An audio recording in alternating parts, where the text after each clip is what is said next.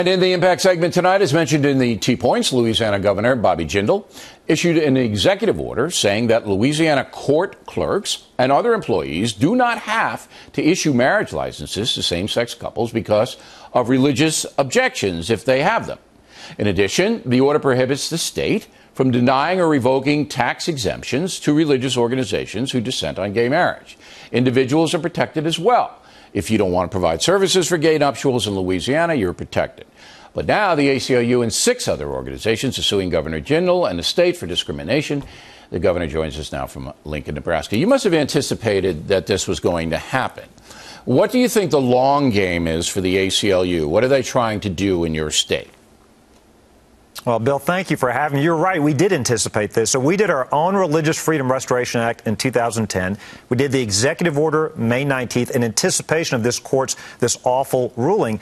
Bill, I think their long game is the ACLU used to be for religious freedom before they are against it. You mentioned in the earlier segment, I think they want to get to a point where we no longer have First Amendment religious freedom rights. So, for example, you heard during the court case, the Solicitor General was asked if they ruled the way they did, would this impact, for example, the tax-exempt status for higher ed institutions within a religious affiliation? He said it might. He didn't say it wouldn't. Sure, because if you're a Catholic college, if you're a Catholic college and you have dormitories for married people, and then there's a gay married couple that's attending the college, and you say, yeah, that's against our religion, then you might lose whatever advantage you have for being religious in the tax arena. But it's more than that. It's about individual liberty, and that's you made a very astute point. In the beginning, the ACLU was all for individual liberty. I mean, that's why they were established, you know, freedom of expression, freedom of this, freedom of that. Now the baker, and you know, that analogy that I made is very, very pertinent because my religion says I can't do business with any Nazi or any totalitarian communist. I'm not going to do business with them, all right, whether it's writing a book, whether it's shoveling snow off their driveway. If I know they're there, I'm not doing it. And, you know, you could say you're discriminating against them. They're Americans. They have a right to X, Y, and Z. I'm sorry. Gays aren't protected class right now. All right. And if you're I wouldn't say I'd say if you were denying gay services just because they were gay, I think you got a problem. But if you don't want to participate in the nuptials, then you should have the freedom to opt out there. You say? Bill, I think that's right. Look, and the ACLU on their website says religious freedom, religious liberty is a fundamental right. Here's the hypocrisy. They've actually used Louisiana's Religious Freedom Restoration Act to defend the rights of other religious minorities, and good for them for doing that. Now that it's evangelical Christians, now that it's Catholics who object to redefining marriage, who are simply saying we don't want to participate in weddings that violate our conscience, our beliefs, now the ACLU is saying you can't have the same rights, the same First Amendment protections we want for other religious minorities. I think the left wants to take God out of the public square. I think they want to redefine America in a much secular society. Absolutely. It's much easier for the secular progressives to get stuff passed if they can destroy the opposition that comes from religious Americans. Now, you are running for president. You know it's a long shot.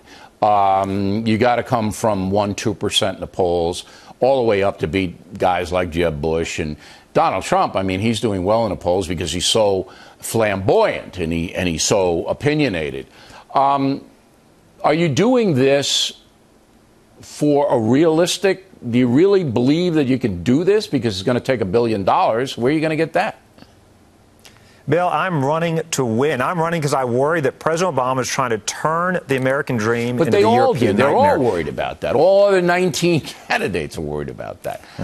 Well, one of the things I believe that sets me apart is I'm saying we've got to embrace our own principles. Look, Jeb Bush said you've got to be willing to lose the primary to win the general election.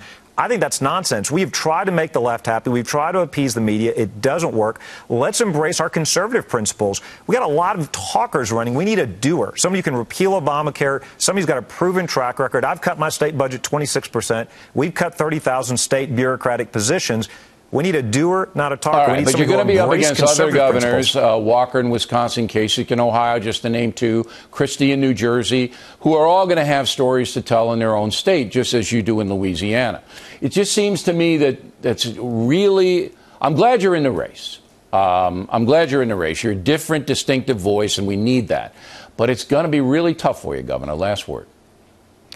Well, look, the hour's late for America. We need somebody who will say the things in D.C. you're not supposed to say. Bill, the smart guys in the Republican Party say you can't do term limits, you can't cut the size of government. I think they're wrong. I think this country is ready to wake up and say, let's get off this path towards socialism. All right. Governor, thanks as always. We appreciate it.